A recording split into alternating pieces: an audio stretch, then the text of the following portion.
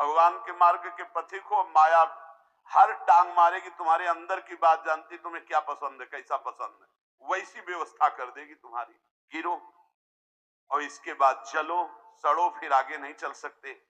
जो कोई इस खाई से बचा तो तीसरी खाई मान प्रतिष्ठा, इसमें तो फिसल कर मान लो जिससे 100 चले तो 50 तो अर्थई में गिर गए, 25 काम में गिर गए।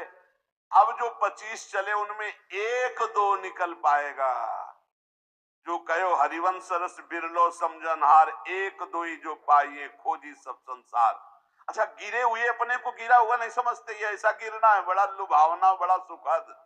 अब वो मान की खाई में श्री तुकाराम जी महाराज कह रहे, जो भगवत कृपा प्राप्त होता है वो इस मान की खाई को पार करता। बिरला ऐसा कोणी तुका त्याचे लोटांगणी, कोई बिरला ऐसा है जो हरि के चरणों में हर समय लौटता रहता है। चित्त जिसका हर समय नाम जब चलता, वो इस कंचन की, कामिनी की, कीर्ति की तीनों खाइयों को, इसे शास्त्रीय भाषा में कहते हैं लोक ऐषणा, वित्त ऐषणा, पुत्र ऐषणा।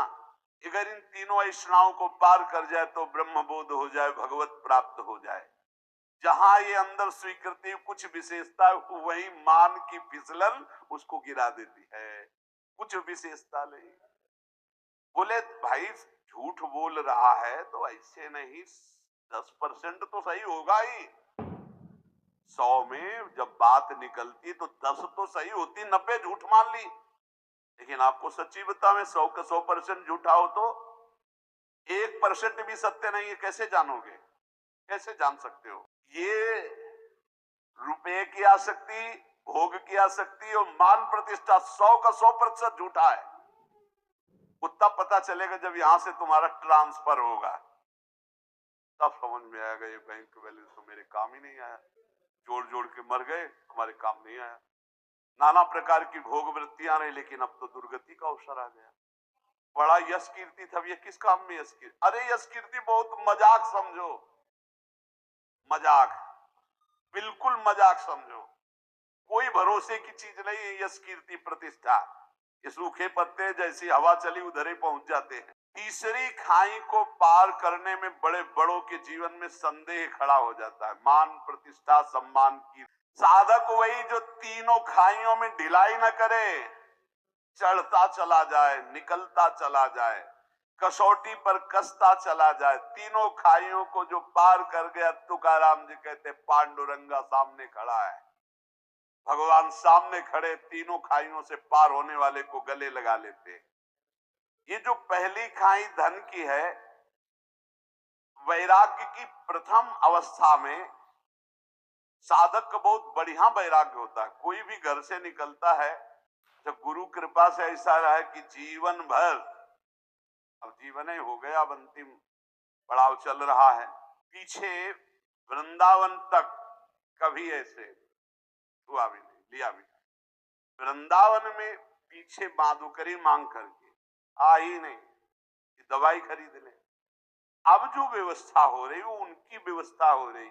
सैकड़ों लोगों ने अपना जीवन प्रभु को दे दिया, उनके भाग्य से हो रही। हमारे भाग्य में तो कभी व्यवस्था नहीं हुई, और आज व्यवस्था तो हमारे किस काम की? वो परमात्मा देख रहा है कि शरण में इसकी व्यवस्था करनी।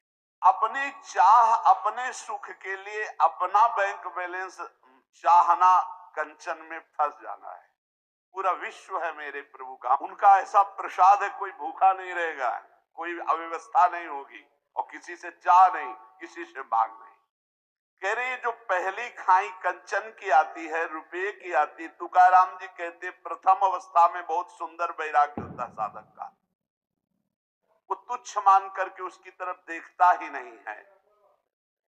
पर जब आगे वैराग्य बढ़ता है और यश फैलता है, भगत, तब उसकी प्रियता न जग जाए। अर्थ के प्रति प्रियता नहीं होनी चाहिए। प्रियता ना होना और अर्थ होना कोई फर्क न पड़ना, लेकिन प्रियता होना और अर्थ ना होना तो फर्क पड़ जाना। अर्थ की प्रियता, रुपये का महत्व जग जाना। त्याग के आडंबर से परमात्मा बोध नहीं होता। त्याग का आडंबर न करे, इसकी आसक्ति ना हो तो कोई फर्क नहीं पड़ता है। त्याग का आडंबर ना करें। श्री तुकाराम जी महाराज कह रहे कि जैसे प्राथमिक अवस्था में साधक के अंदर वैराग्य होता है। एक बार गुरुदेव भगवान ने कहा था, जब कोई साधक भगवत प्राप्ति के लिए घर से निकलता है, उसका वैराग्य कितना प्रशंसनीय होता है। कहाँ खाएंगे कोई पता नहीं, कहाँ रहेंगे कोई पता नहीं, क्या होगा कोई पता नहीं। ऐसी स्थिति आजीवन क्यों नहीं रहती? वैराग्य प्रतिदिन बढ़ना चाहिए, ना कि घटना चाहिए। जिस लक्ष्य को लेकर तुम घर से निकले थे वो वैराग्य कहाँ गया? और नाना प्रकार की भोग सामग्रियां ये तभी लुभायमान करती हैं जब भगवदानंद का लोभ नहीं जगता। श्री तुकाराम जी की जो अर्धांगिनी थी वो इसी बात से असंतुष्ट थी कि कभी बात ही नहीं करते थे तुकाराम। दिन भर निकल गए, 2-3 पर्वत थे, उनमें एकांत में बैठे राम कृष्ण हरि राम, आने की भी व्यवस्था नहीं। रात में आए, ध्यानस्थ होकर विराजमान है। ना कहीं कंचन में लगाओ, न कहीं कामिनी में लगाओ। अभंग रचे थे जो बहुत महिमा, वो इंद्राणी में डुबो दिए थे। इतने यश के रहित भाव वाले, कहीं सुसुख वांछा नहीं। भंडारा नाम पर्वत पर ये चले जाते और पूरे दिन अंधेरे तक मंजीराएं बज रहे, तालियां बज रही, वाद्य बजाते हुए राम कृष्ण हरि राम कृष्ण हरि राम कृष्ण हरि। एकांत में यदि कोई भगवत साक्षात्कार पाना चाहता है तो तुकाराम जी कहते एकांती लोकांती स्त्रियांसी न भाषण, प्राण गेला जान करूं नए। साधक को इतनी दृढ़ता कर लेनी चाहिए कि एकांत में कभी विपरीत शरीर के पास बहुत देर तक ना रहे, नहीं तो गिर जाएगा, पक्का गिर जाएगा, चाहे जितना संयमी साधक हो। कह रहे प्राण गेला जान करूं नए, प्राण त्याग सकता हूं लेकिन एकांत में कभी माई बहन के साथ नहीं बैठ सकता। तुकाराम जी कह रहे साधक में इतनी दृढ़ता होनी चाहिए कि उसका वैराग्य इतना दृढ़ होना चाहिए कि चाहे प्राण निकल जाए पर मैं कभी ऐसा दृढ़ निश्चय हो। और इसके लिए बहादुर न बने, डरता रहे, यही डर ही डर हरिवंश हित, डरता रहे। ना जानो छिनंत कवन बुद्धि घटे प्रकाशित, छुट चेतन जु अचेत तेउ मुनि भय विश्वासित, पारासर सुरेंद्र कलप कामिनी मन फंद्या, परिवदेह दुख द्वंद कौन क्रम काल निकंद्या, यही डर हरिवंश हित, जिनो भ्रमय गुण सलिल पर, जी नामन मंगल लोक त्यों सुहरि पद भजु न विलंब करे।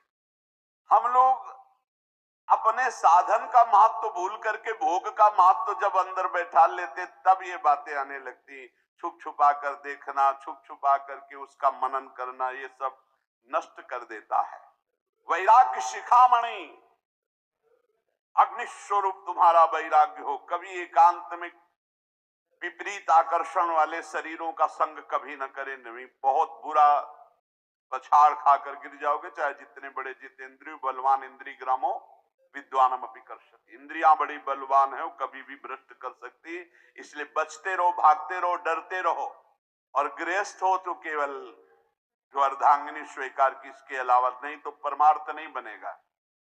जिसको अपना उद्धार चाहना है, इतने दुर्गुण अंदर हैं, क्या करूं, बस नहीं चलता। हे पांडुरंगा नारायण, हमारे और आपके बीच में बहुत दुर्गुण है ये।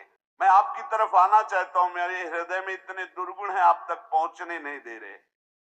पर आप दया सिंधु, सत्य कर दिखाओ अपना नाम। आपका नाम दया सिंधु है, आप हम पर दया करो। मैं इंद्रियों के अधीन हूं, तुकाराम जी कहते हैं, पर इतनी बात सुन लो कान खोल के आप, मैं जैसा भी हूं पंडरीनाथ मैं आपका हूं।